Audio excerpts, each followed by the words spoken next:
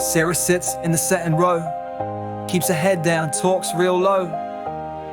Worries that she'll get it wrong, so she stays quiet all lesson long. But late at night when the house is still, she types her questions out at will, and something answers kind and clear, says no need to be scared here.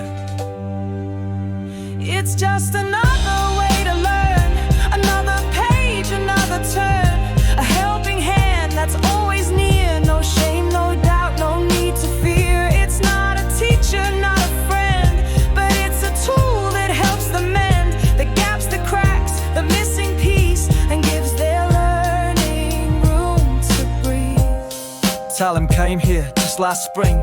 He's still getting used to everything. The words come fast, the accent's strange, and every textbook feels out of range. But now he taps a little key and sees the world more simply. His screen rewrites the tangled prose in words he understands and knows. Another way to learn, another bridge across the burn, a way to see, a way to grow, to slow things down or let them flow. It's not a shortcut, not a cheat, just helps him stand on his own feet. It shapes the path but doesn't steer, and makes the hard parts less severe. John's got charts in his dreams at night.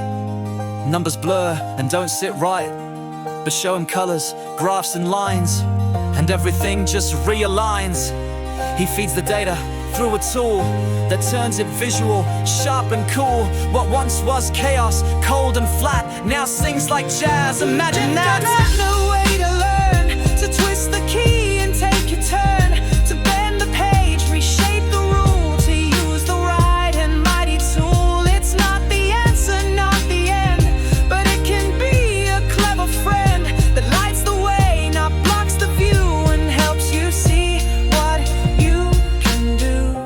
But don't forget the ones who guide, the ones who stand there side by side, with chalk or screen, with heart and head, with words they speak and books they've read. The teacher's voice still leads the room. AI just helps the learning bloom. A partner, yes, but not the core. The soul of learning is something more.